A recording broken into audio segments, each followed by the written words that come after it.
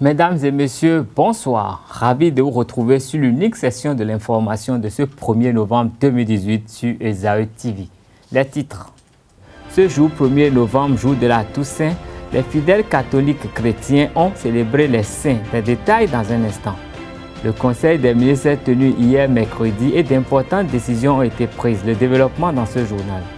Le Festival des stars de l'intégration culturelle africaine, entendez SICA, n'aura pas lieu cette année. Le promoteur nous en donne les raisons avant la fin de cette édition.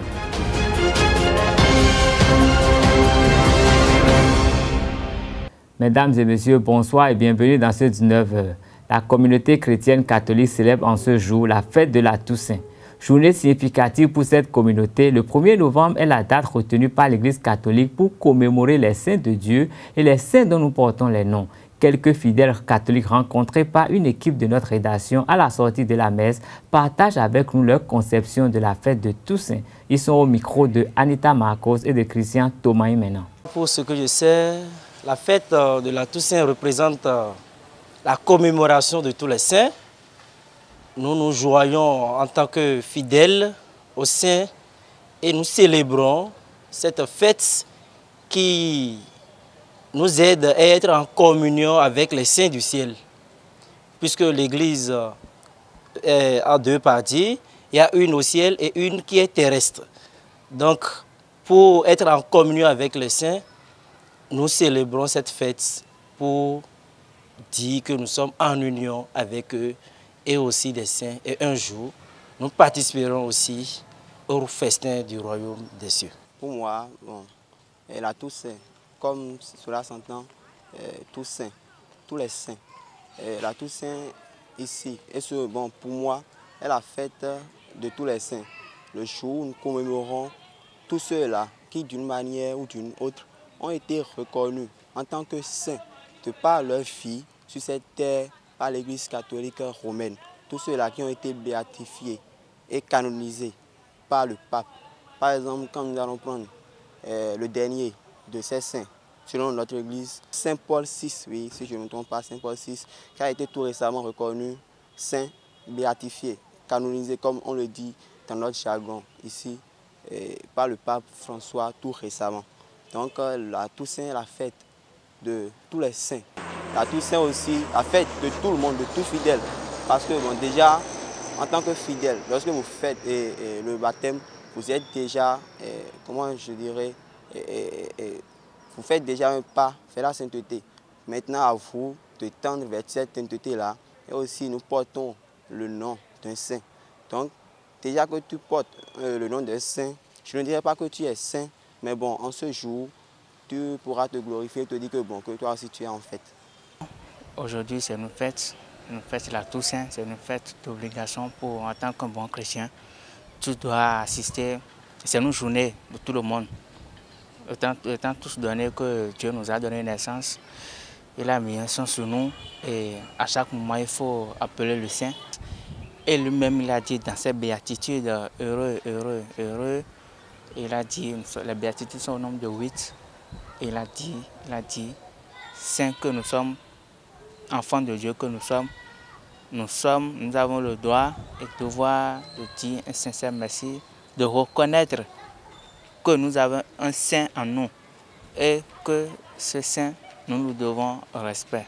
Et nous devons aussi penser à nos saints qui ne sont plus parmi nous, à tous ceux qui ne sont plus parmi nous, de prier pour eux aussi, étant donné que la journée de demain est leur journée.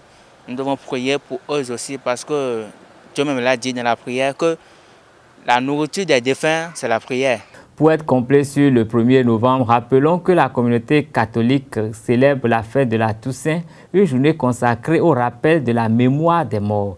Plusieurs personnes se rendent dans des cimetières, soit pour embellir les tombes de leurs parents défunts, soit pour y déposer une fleur, une cérémoniale ponctuée de messes et autres manifestations. Certaines familles béninoises profitent de cette journée pour procéder à des libations et autres sacrifices sur des objets fabriqués pour représenter la mémoire de leurs parents défunts. Le conseil hebdomadaire des ministres de ce mercredi 31 octobre 2018 s'est tenu sous la présidence effective du chef de l'État, le président Patrice Talon.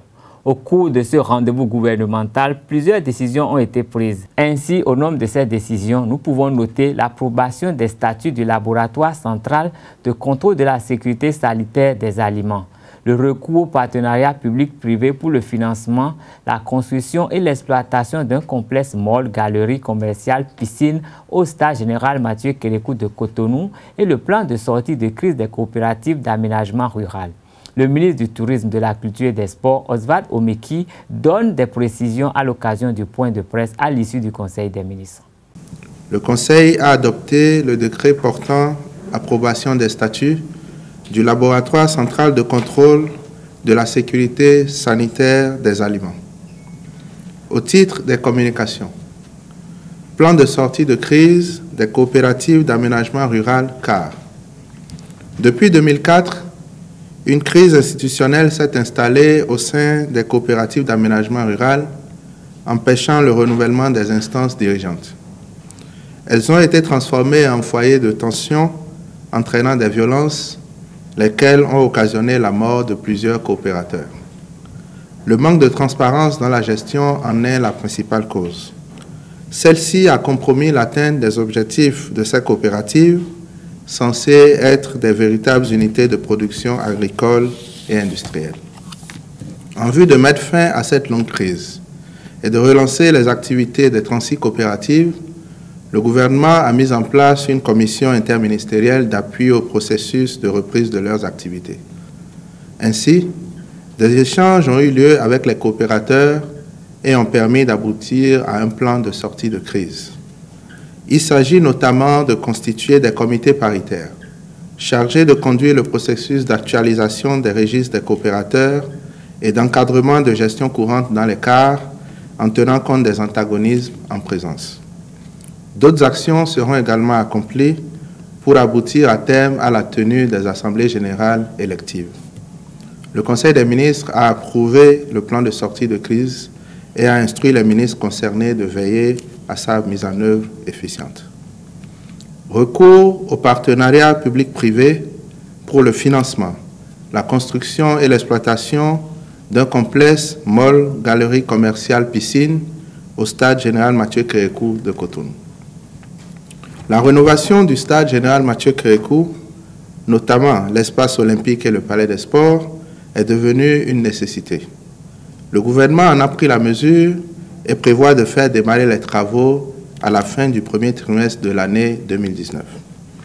Pour renforcer la disponibilité de notre pays à accueillir sur des infrastructures aux normes requises des compétitions internationales, la piscine olympique sera également reconstruite. En plus de la réhabilitation et de la construction de ces infrastructures sportives, un complexe mall, galerie commerciale sera implanté dans l'emprise du stade.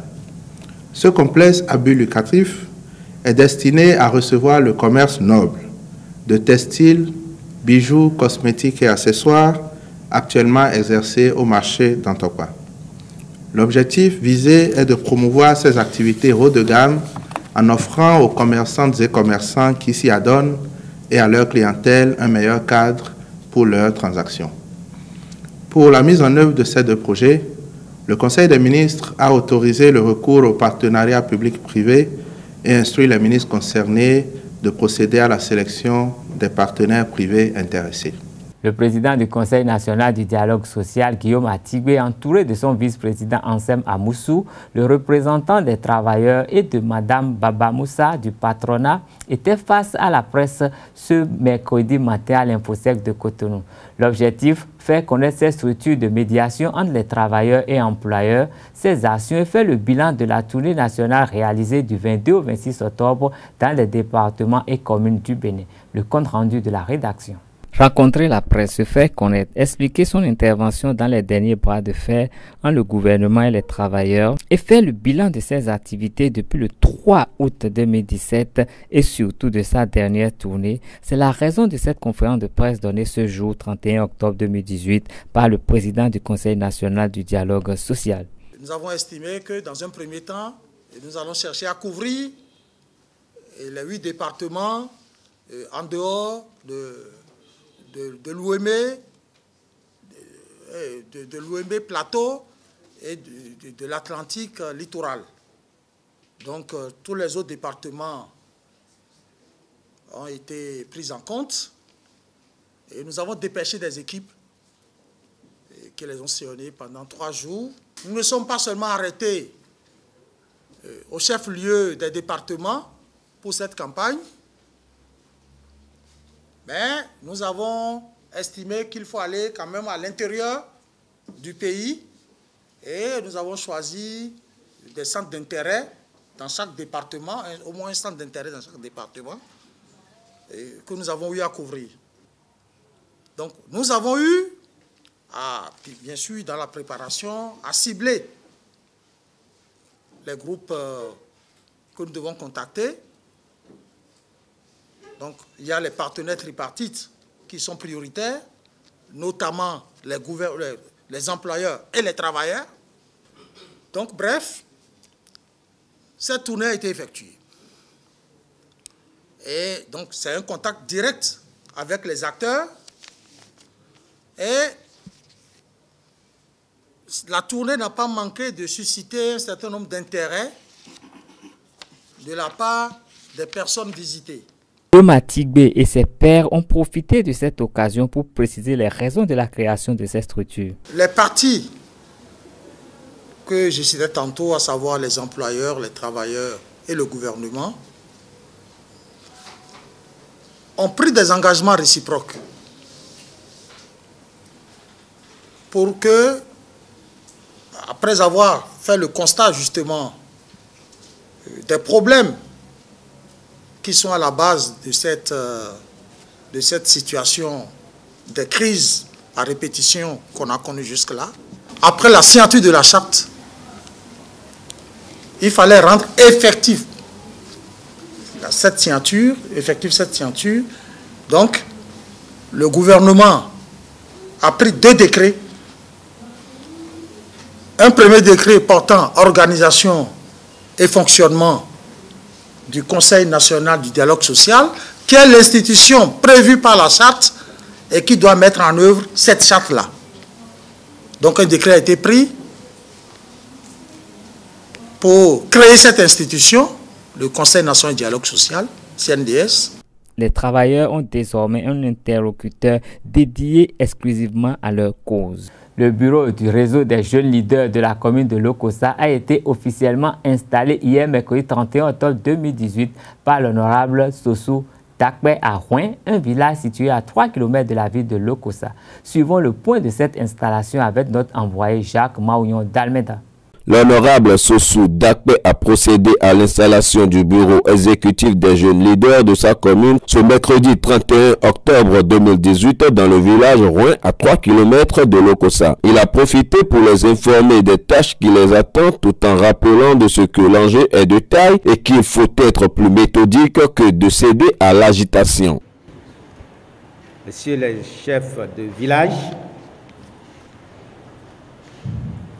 Messieurs les conseillers locaux, honorables invités, chers jeunes,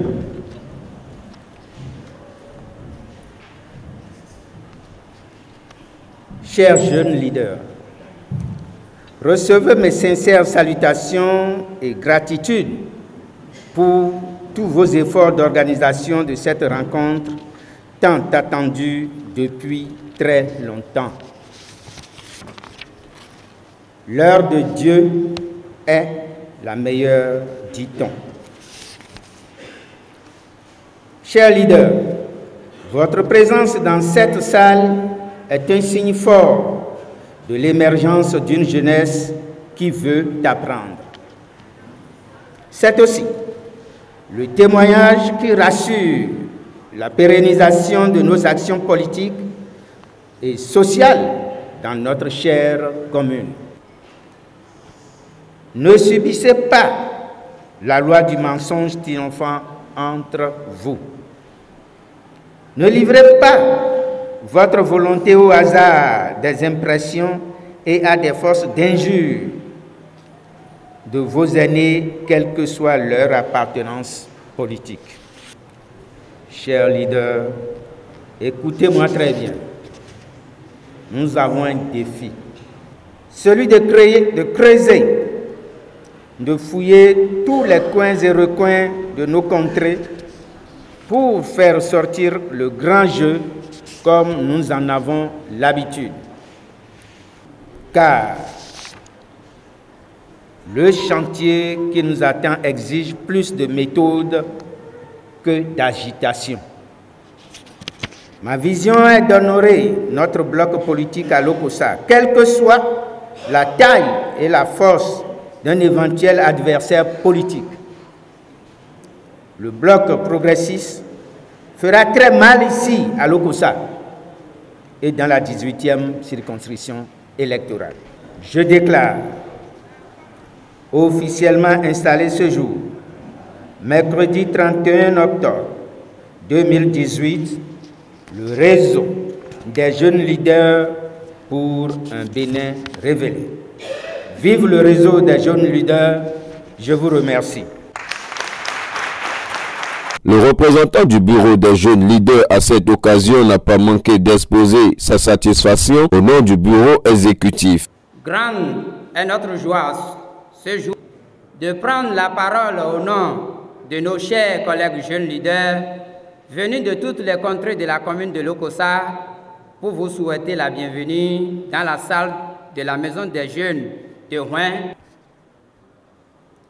Permettez-nous de remercier et de dire que l'homme pour lequel nous sommes rassemblés ici, l'honorable Dakwé Sossou, puisque c'est de lui qu'il s'agit, reste et demeure le seul politique qui a toujours placé la jeunesse au centre de toutes ses activités politiques dans la 18e circonscription électorale, voire au Bénin.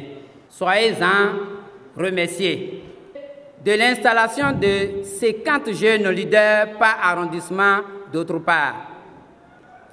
Mesdames et messieurs, nous sommes ici ce soir pour installer une machine de combat, une machine puissante, une machine qui aura pour pièce des jeunes confiants, fidèles et déterminés à poursuivre et à terminer avec la manière, aux côtés du grand leader, les prochaines échéances électorales.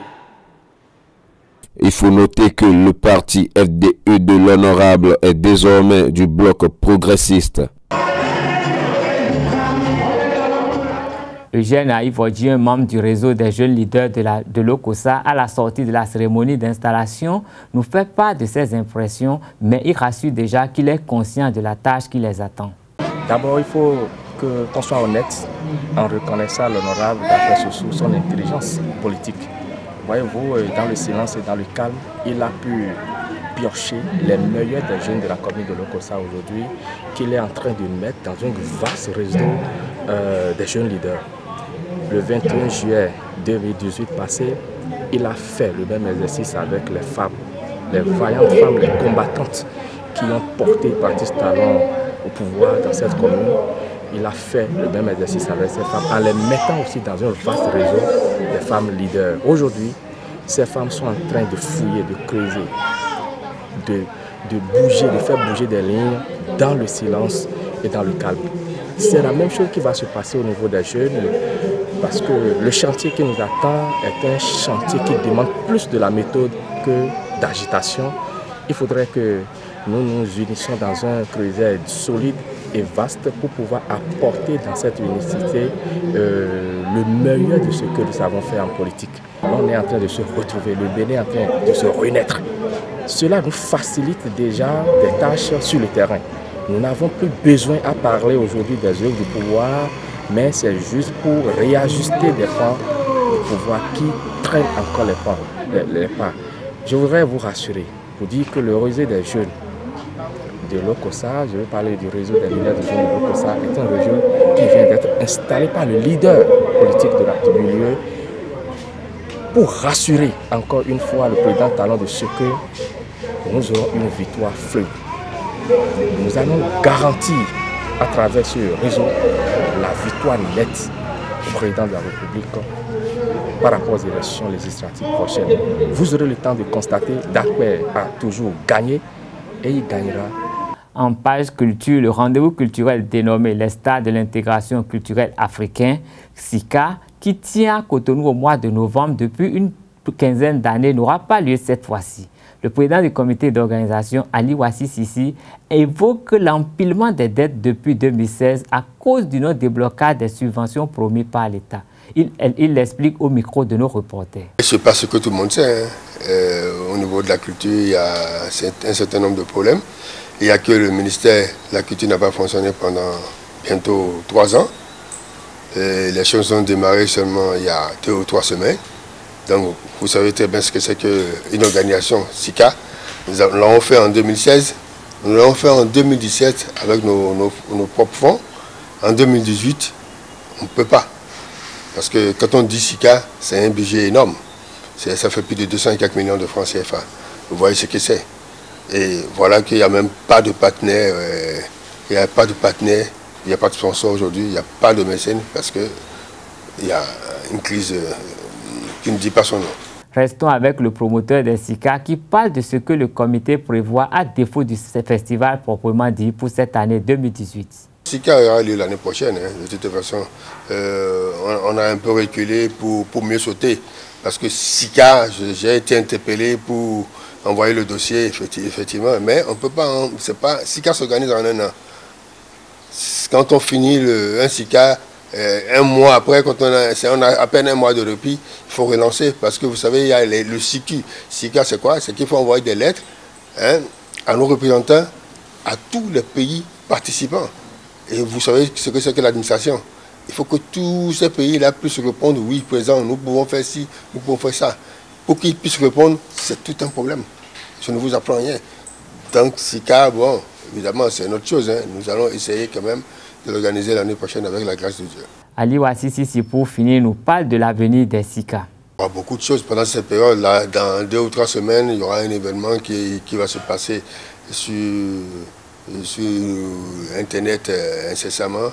Et nous allons, pour quand même plaire à nos amis, et ceux-là qui sont les adeptes de SICA, nous allons quand même créer un événement numérique où on va échanger certaines choses au niveau par Facebook et autres pendant une période, ça va être peut-être pendant une semaine, nous allons échanger des images. Et ça permettra quand même à nos amis de se voir, de voir que le festival quand même a eu lieu. Un changement, oui. Un changement, oui. La première des choses, c'est de voir avec les autorités culturelles. Hein, je vais parler du ministère de la Culture, de voir jusqu'à quel niveau ils peuvent accompagner cet événement. Dès que nous avons cette réponse, nous allons voir comment rechercher les autres ressources ailleurs. Mais de toute façon, quel que soit Alpha, l'événement aura toujours lieu.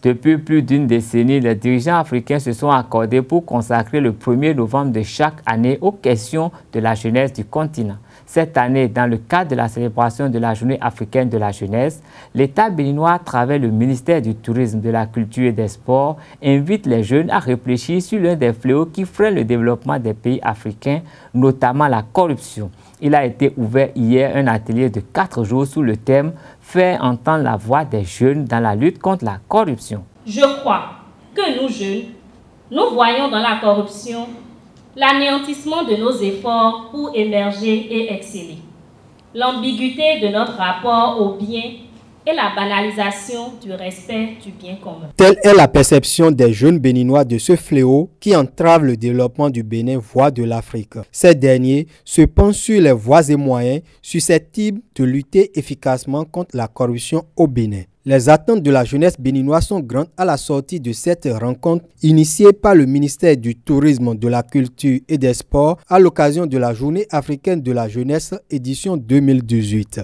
De cet atelier que nous souhaitons fructueux et riche, nous attendons que la parole nous soit donnée pour que nous disions sincèrement ce que nous pensons de ce mal qu'est la corruption et qui est plus destructeur que le cancer. Mieux, que nous proposons des solutions innovantes afin de l'éradiquer. Car si tous les fonds détournés en Afrique ne l'avaient pas été, il y a longtemps, que nos pays auraient eu des universités de taille, des centres de santé impressionnants, des infrastructures routières de qualité supérieure et un niveau de vie meilleur. Démarré le 31 octobre à l'Infosec de Cotonou, l'atelier va prendre fin le 3 novembre prochain. Pendant 4 jours, les participants vont suivre des communications animées par des spécialistes sur cette problématique autour d'un thème général. Tout ceci dans une démarche participative. À travers 4 différents thèmes, le thème principal étant faire entendre la voix de la jeunesse dans la lutte contre la corruption en Afrique. Puis, comme on vous a dit, la corruption en milieu sanitaire, la corruption en milieu de l'éducation et autres, causes manifestations et moyens de lutte que nous allons ensemble développer. Au nom du ministre du Tourisme, de la Culture et des Sports, Oswald Omeki, le directeur de la jeunesse, de loisirs et de la vie associative, Smith Awanjinou, a insisté sur le rôle des jeunes dans cette lutte contre la corruption. Ce thème est si réaliste et en phase avec les réalités de nos jours, surtout au Bénin, où la lutte contre la corruption est plus que jamais une réalité, sous l'impulsion de son Excellence, le président Patrice Talon. La lutte contre la corruption est une responsabilité conjointe dans laquelle doivent se conjuguer les efforts de l'État, de ses appareils administratifs, judiciaires et sécuritaires, de la société civile et surtout des organisations de jeunes et de jeunesse. Et le rôle des jeunes dans la réflexion est primordial. Les jeunes constituent le pilier du présent et l'espoir de demain. Ils doivent être davantage consultés, impliqués et responsabilisés. Plusieurs jeunes personnalités publiques ont honoré de leur présence l'ouverture officielle de cet atelier. Il s'agit entre autres de Dominique Achaoué, vice-président du Conseil économique et social du Bénin, et de Gildas Agonkan, député à l'Assemblée nationale. Le vice-président du Conseil économique et social du Bénin, CES, Dominique Achaoué, et le député de l'Assemblée nationale, Gildas Agonkan, ont présidé l'ouverture de cet atelier aux côtés du directeur de cabinet du ministre de la Culture et des Sports, Ernest Sossou. Nous célébrons un événement, nous célébrons la Journée africaine de la jeunesse. Et nous avons choisi, le monde a choisi, que nous puissions nous préoccuper davantage des questions de corruption et l'engagement de la jeunesse pour lutter. Le président du CES a dit qu'il ne sera pas capable pour nous d'endiguer totalement la corruption. Mais nous devons faire en sorte pour que ce fléau puisse progressivement prendre le recul dans nos mœurs, dans nos traditions, dans nos coutumes, dans nos manières de vivre. C'est cela qui est important. Vous savez, aujourd'hui, le contexte a changé. Cette journée pourrait être célébrée dans un folklore. Cette journée pourrait être célébrée dans une ambiance festive, de grands meetings, dans une démarche dispendieuse, avec des fonds perdus.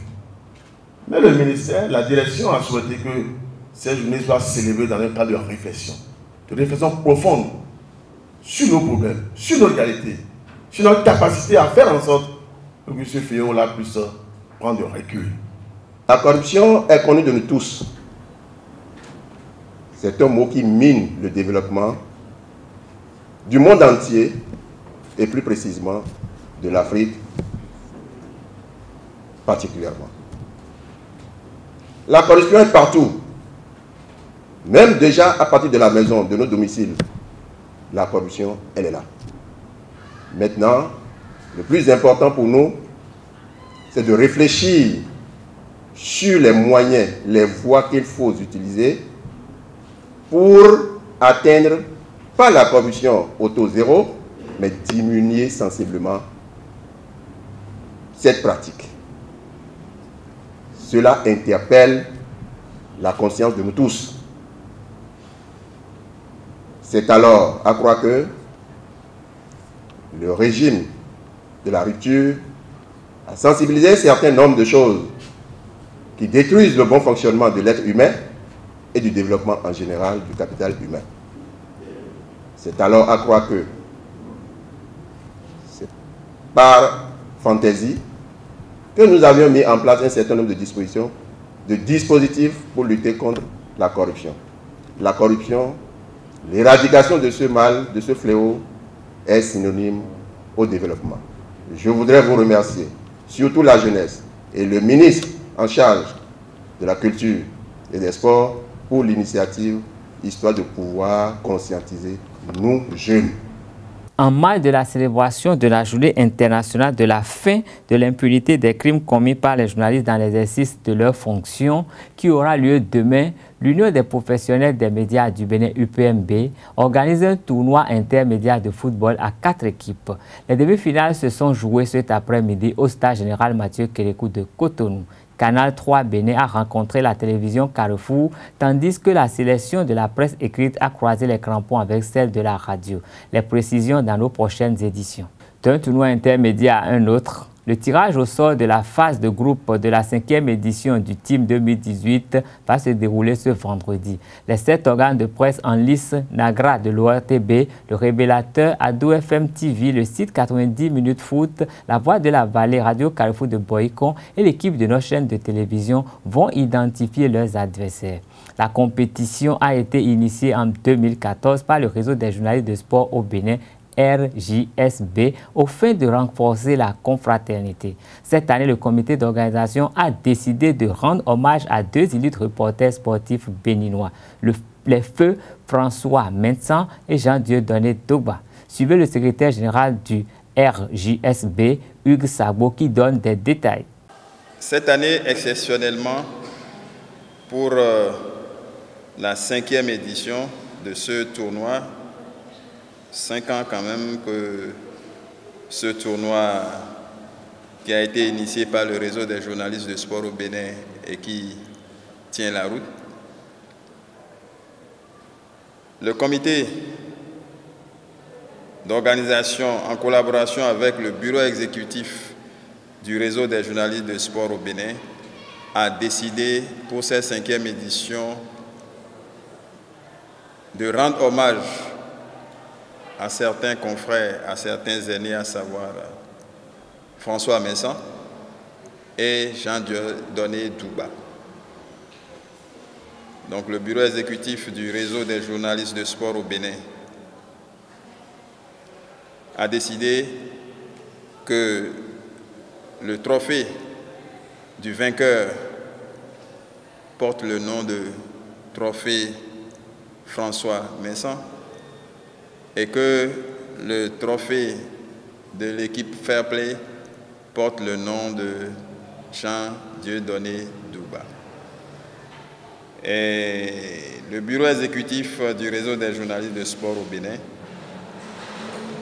est en train de prendre toutes les dispositions et promet qu'au-delà de cette cérémonie de lancement de cette 5e édition, elle avisera pour de nouvelles surprises.